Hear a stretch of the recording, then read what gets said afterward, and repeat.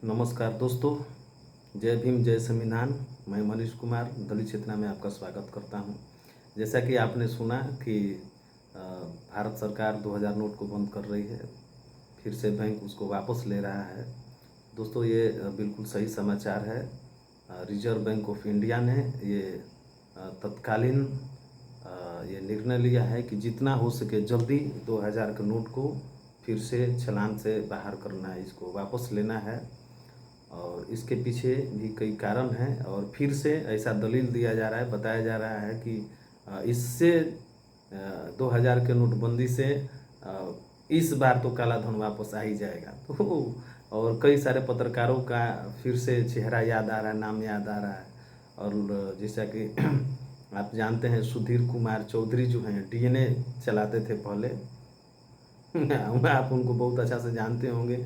ये एक ऐसे पत्रकार हैं जो भारत के सबसे महंगे पत्रकारों में से एक हैं और इनके मुंह से निकले एक एक शब्द का सच्चाई आप सब लोग बढ़िया से जानते हैं कि क्या बोलते हैं, क्या करते हैं। और इनके एक एक झूठ का ही पैसा इनको मिलता है। जितना बड़ा झूठ बोलेंगे उतना ज़्यादा पैसा इनका है। और ये श्वेता जी का नाम आप लोग ने सुना होगा, आप लोग को याद होगा। ये बोलती थी उस समय जब नोटबंदी हुआ था, तो बोलते थे कि ये 2000 का जो नोट है उसका 2000 का नोट के अंदर में छोटा सा दिखाते थे ना, तार के सामने में चिप लगा हुआ है। चिप लगा हुआ है, मोदी जी एक चिप लगवाए हैं और ये नोट जहाँ जहाँ जाएगा वो चिप उसके पीछे पीछे नोट के साथ में चिप है। और जहाँ जहाँ भी नोट जाएगा उसका सारा रिकॉर्ड, सारा डेटा वहाँ पर इकट्ठा होता रहेगा और उससे पता लगा है। तो अब श्वेता जी से पूछना चाहिए, सुधीर कुमार चौधरी जी से पूछना चाहिए कि जब वो चिप है तो चिप से सारा इन्फॉर्मेशन मोदी जी को पता होना चाहिए।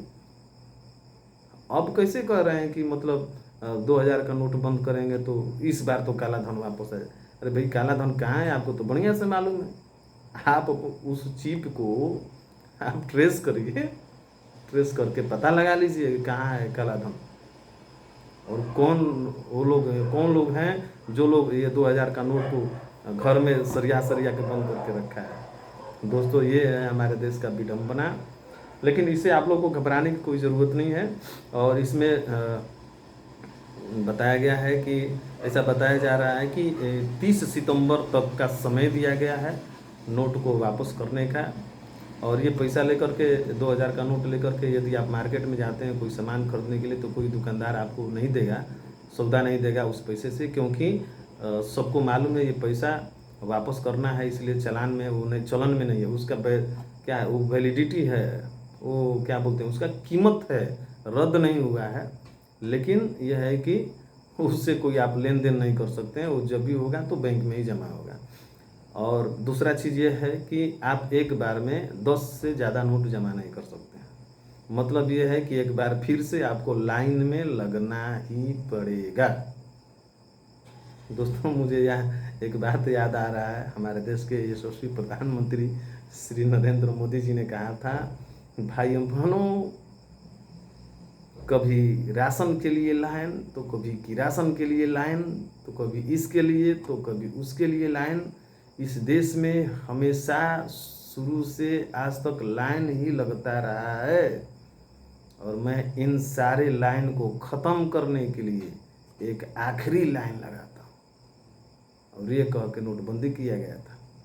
और ये आखिरी लाइन लगाने का मतलब क्या हुआ आप लोगों ने अपने आंखों से देखा।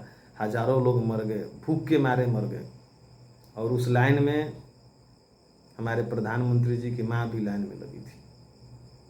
बताइए दोस्तों, माँ भी लाइन में लगी। और उस जो लाइन लगा, मुझे याद आता, बार बार याद आता है ये बात कि सारे लाइनों को ख़त्म करने के लिए आखिरी लाइन लगा रहा हूँ। अरे साहब, उस लाइन में तो आपकी माँ भी खड़ी थी और उस लाइन के बाद ही तुरंत लाइन लगा SC/ST एक्ट रद्द करने का लाइन। और जब ये रद्द करने का प्लान किया गया तो पूरा देश आपके विरोध खड़ा हुआ, SC/ST एक्ट के खिलाफ में खड़ा हुआ। SC/ST एक्ट के खिलाफ में जो आप कानून बना रहे थे उसके खिलाफ में देश खड़ा हुआ। और 1 अप्रैल को भारत बंद किया गया। जितने भी SC/ST OBC के जितने भी नेता थे, सोशल एक्टिविस्ट से सामाजिक कार्यकर्ता, सोशल एक्टिविस्ट, ये सारे लोगों ने मिलकर भीम आर्मी ने उसका नेतृत्व किया और तब जा कर के इसको वापस लेना पड़ा।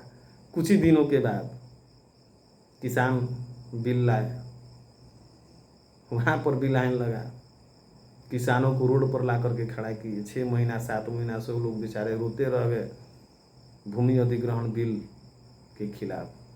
उनका भूमि है, आप ज़बरदस्ती खरीद हैं, भूमि अधिग्रहण बिल, आप ज़बरदस्ती आप हमको अपना ज़मीन बेच दो, हम खरीद लेंगे और अपने दोस्तों को बेच देंगे। क्या क्या प्लान है हमारे देश का।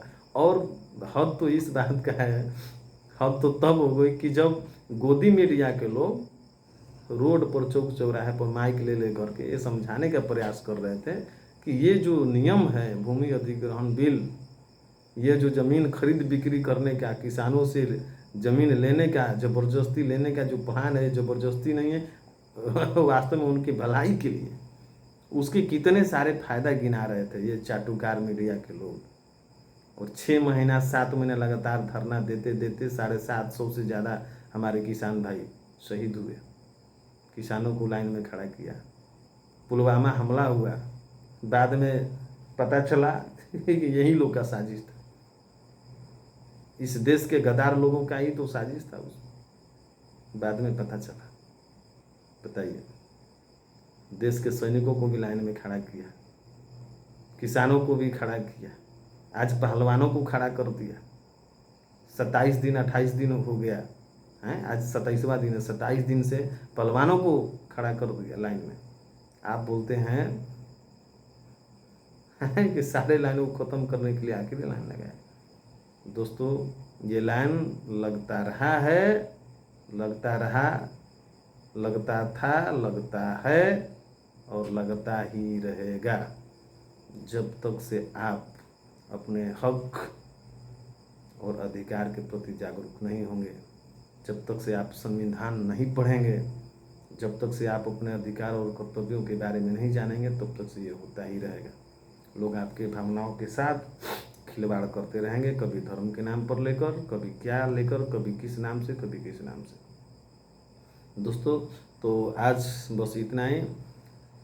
और दोस्तों, आप लोग को ये वीडियो कैसा लगा, आप कृपया ज़रूर से ज़रूर कमेंट करें और लाइक करें, सब्सक्राइब करें, शेयर करें, अपने भाई को सपोर्ट करें। धन्यवाद।